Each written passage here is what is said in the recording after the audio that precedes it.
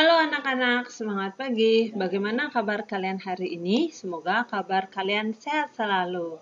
Nah, anak-anak, dalam video pembahasan Ibu kali ini, Ibu akan tetap melanjutkan mengenai KD3, yaitu siklus akuntansi perusahaan jasa, dengan submaterinya adalah buku besar dan neraca saldo. Jadi untuk video sebelumnya kita sudah membahas mengenai jurnal umum. Sekarang kita akan membahas bagaimana dengan kegiatan posting jurnal tersebut ke dalam buku besar dan penyusutan neraca saldo. Check it out. Materi mengenai buku besar. Buku besar merupakan kumpulan akun yang meringkas transaksi yang dicatat di dalam jurnal, di mana kegiatan pencatatan transaksi dari jurnal umum ke buku besar disebut dengan posting. Bentuk daripada buku besar anak-anak itu ada bentuk D, ada 2 kolom dan ada 4 kolom. Yang sekarang Ibu berikan di sini adalah mengenai pencatatan atau kegiatan posting buku besar 4 kolom. 4 kolom di sini maksudnya di sini anak-anak debit, kredit, saldonya debit, saldo, kredit. Nah, ini adalah bentuk dari buku besar 4 kolom. Di sini di atasnya masing-masing buku besar ada nama akun dan nomor akun. Ingat, satu buku besar itu satu akun, berarti akun kas lain buku besarnya dengan akun perlengkapan, dengan akun peralatan. Kemudian di sini ada kolom tanggal, kolom keterangan, kolom ref, ini diisi dengan di mana letak transaksi tersebut dicatat dan halaman daripada jurnalnya.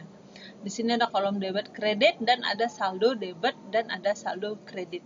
Ingat anak-anak, satu buku besar adalah satu akun. Satu akun memiliki satu buku besar.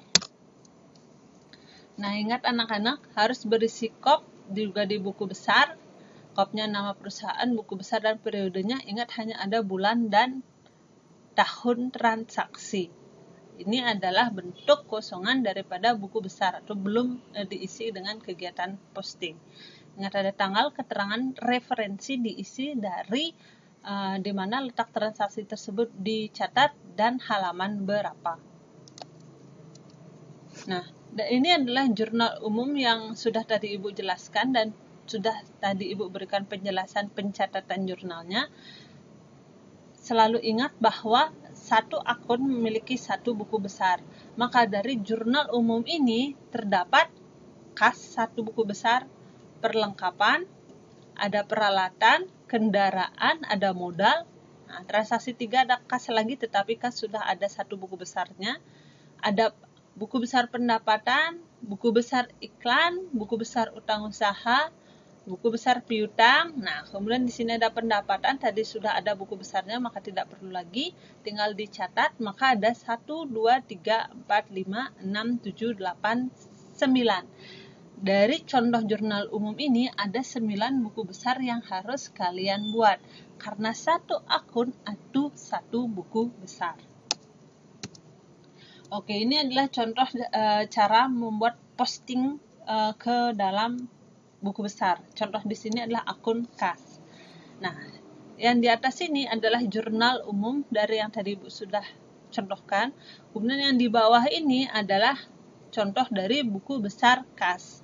Nah, ingat anak-anak, di sini nama akunnya, karena Ibu mencontohkan kas, maka nama akunnya kas. Nomor akun daripada kas ini adalah 111. Kalian bisa lihat di list akun yang sudah Ibu berikan. Nah, di kolom tanggal Ibu bagi menjadi 2. Di sini ada bulan dan tahun, dan kolom sebelah kanan ada tanggalnya sendiri. Nah, kita mulai dari kas yang pertama. Mencatat kas yang pertama itu ada tanggal 1. Maka tanggal 1 di jurnal juga tanggal 1 di buku besar. Ini harus sama anak-anak.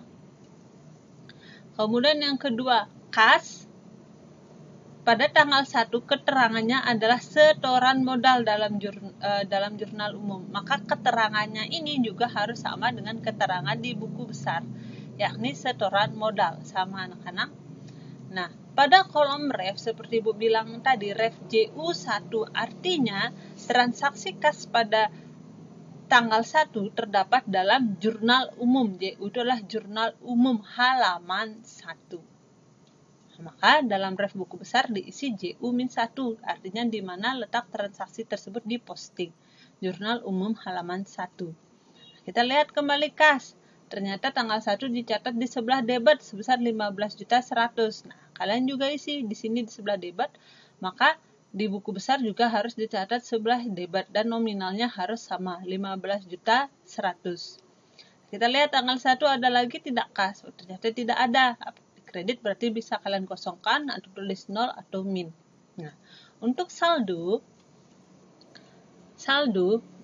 di sini ada 2 kolom, ada debit dan kredit. Nah, karena sebelumnya transaksi ini dicatat sebelah debit, maka otomatis juga dia muncul di saldo debit sama 15.100.000 sama anak-anak untuk transaksi tanggal 1.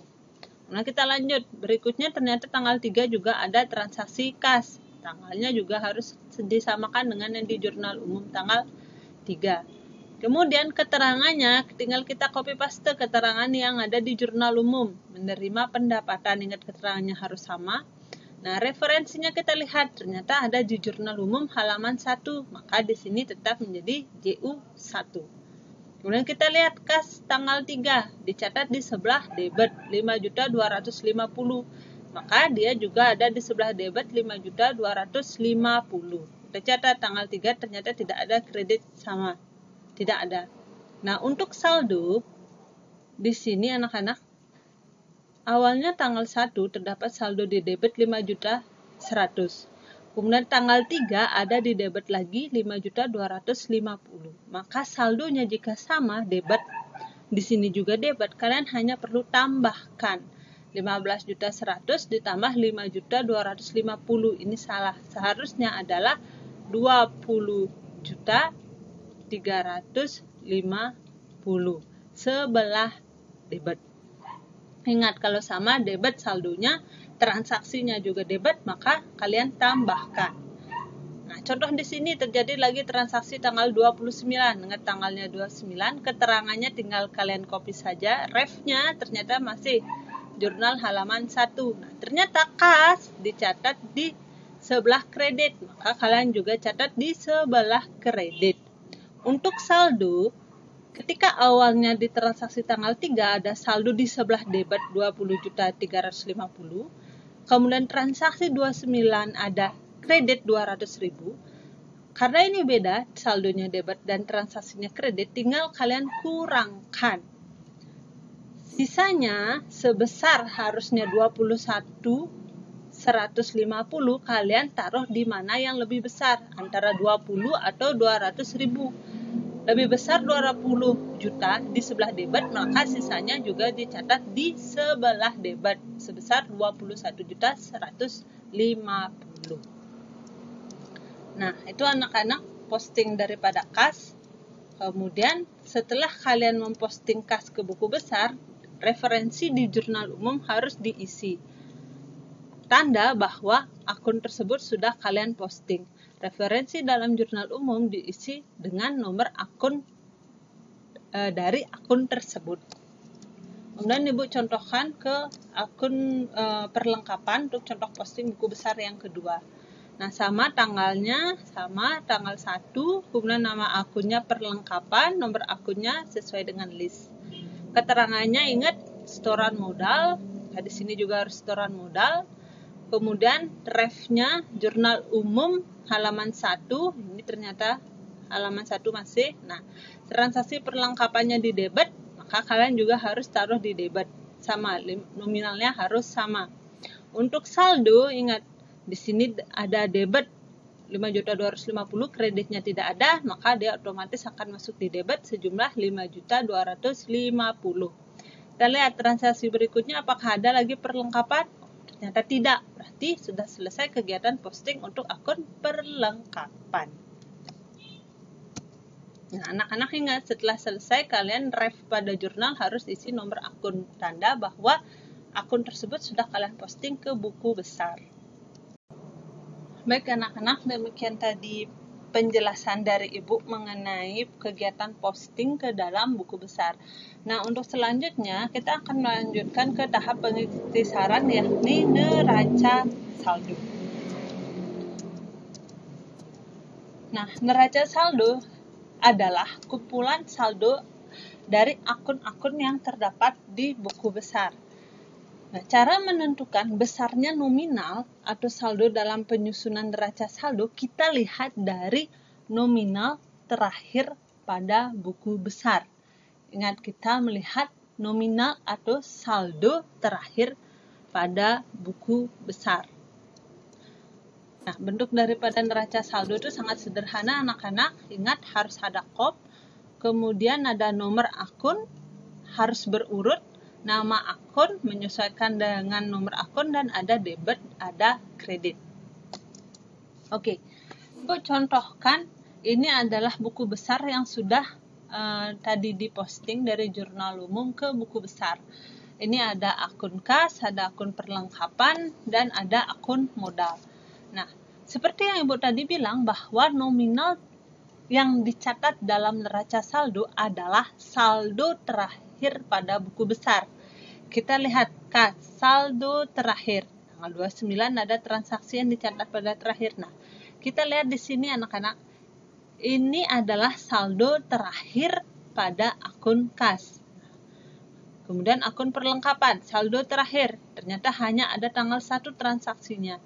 Maka saldo terakhir adalah di debit sebanyak 5.250.000. Kemudian untuk akun modal, kita lihat juga cuma ada 1 transaksi. Maka saldo terakhirnya adalah ini anak-anak, di kredit sebanyak 22.400.000 rupiah. Nah, maka dari buku besar tersebut pencatatan ke dalam neraca saldo.